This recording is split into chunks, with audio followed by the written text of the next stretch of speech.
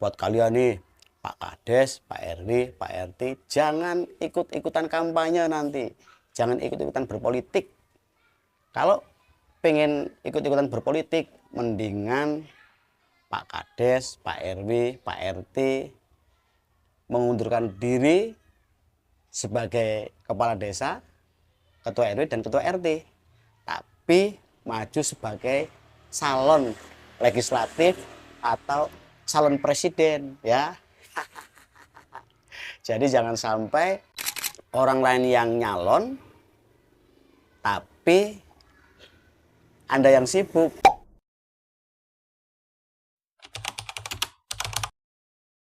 Saat ini kita sudah memasuki tahun politik karena 14 Februari 2024 kita melaksanakan pemilihan umum, berduyun-duyun ke TPS, nyoblos calon wakil rakyat dan calon presiden.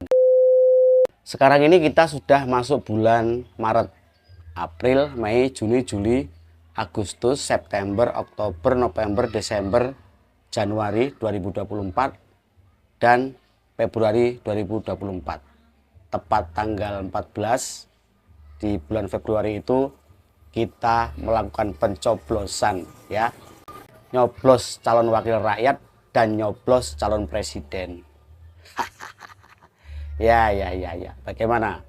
Apakah kalian sudah punya pilihan siapa bakal calon legislatif yang akan dipilih nih dari DPRD kabupaten, provinsi atau RI-nya, DPD-nya? Atau sudah punya juga jagoan siapa bakal calon presiden yang akan dipilih nanti? Ya. Sabar ya, sabar. Saat ini belum memasuki tahapan pendaftaran bakal calon, baik calon legislatif, calon eksekutif, presiden. Jadi belum dibuka pendaftaran bakal calon oleh KPU. Karena untuk calon legislatif ini baru akan dibuka pada bulan April yang akan datang. Sedangkan untuk calon presiden ini akan dibuka pada bulan Oktober 2023. Jadi masih cukup lama ya. Sabar dulu, ojo kesusu. Sampai hari ini saya belum punya jagoan nih siapa bakal calon presiden yang bakal saya pilih nanti, karena sampai hari ini juga belum terlihat nih bobot, bebet, dan bibitnya.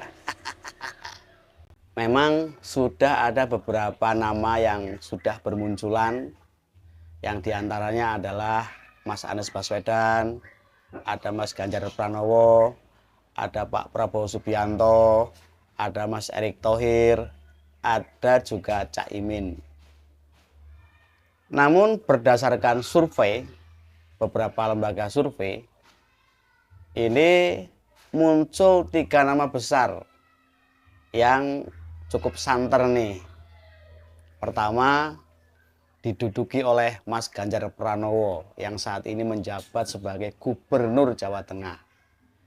Lalu nomor 2 Pak Prabowo Subianto yang saat ini menjabat sebagai Menteri Pertahanan. Dan Mas Anies Baswedan, mantan Gubernur DKI Jakarta. Ya.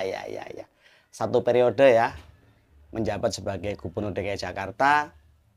Dan sekarang lagi rame nih, sering keliling daerah, bersambang-sambang untuk mencari dukungan ya. Bicara soal capres atau pilpres, sampai hari ini jujur saya belum memiliki sosok yang bakal saya pilih nantinya. Apakah Mas Ganjar Pranowo atau Pak Prabowo Subianto atau Mas Anies Baswedan.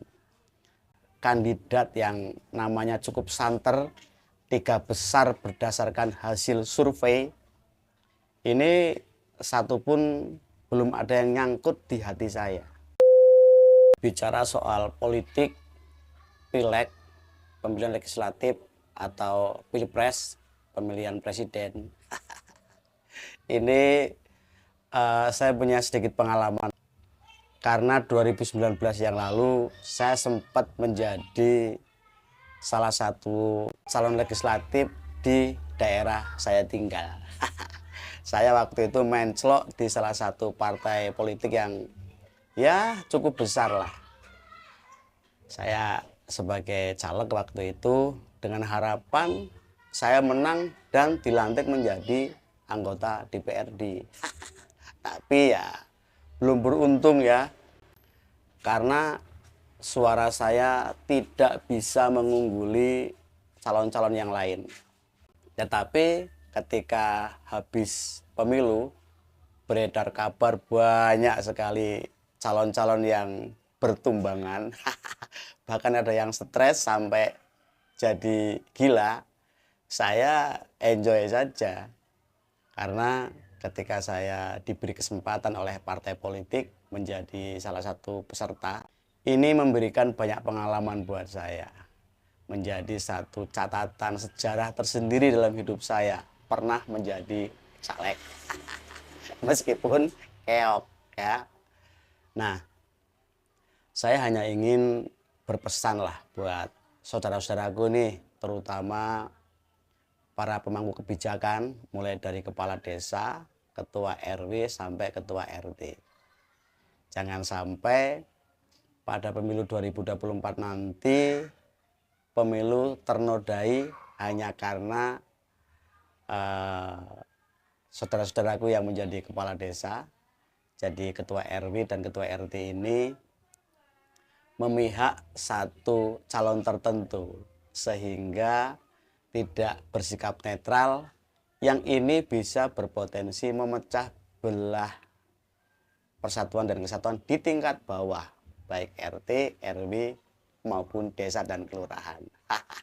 Ya, untuk Pak Kades, Pak Lurah, Pak RW dan Pak RT, jangan sampai ikut-ikutan berpolitik. Cukup menjadi pemimpin yang baik, menjaga kondusivitas rakyatnya agar jangan terpecah belah hanya karena beda dukungan atau beda pilihan.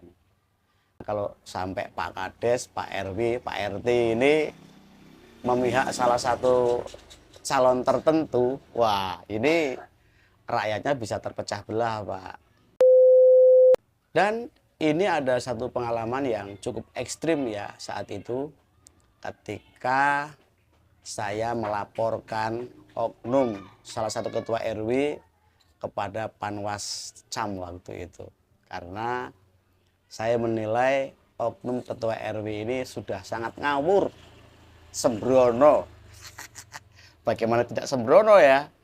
Saat itu oknum ketua RW ini yang juga masih berstatus sebagai anggota TNI aktif tersebut mengedarkan satu kartu nama yang isinya adalah gambar salah satu calon.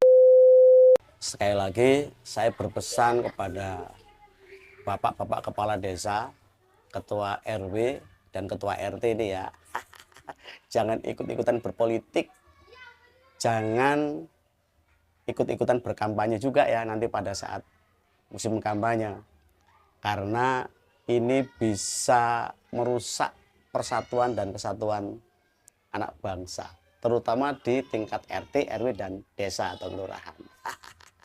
Sekali lagi ya, buat kalian nih, Pak Kades, Pak RW, Pak RT, jangan ikut-ikutan kampanye nanti. Jangan ikut-ikutan berpolitik. Kalau pengen ikut-ikutan berpolitik, mendingan Pak Kades, Pak RW, Pak RT mengundurkan diri sebagai kepala desa, ketua RW dan ketua RT, tapi maju sebagai calon legislatif atau calon presiden ya. Jadi jangan sampai orang lain yang nyalon tapi Anda yang sibuk, sehingga nanti rakyatnya, masyarakatnya terpecah belah.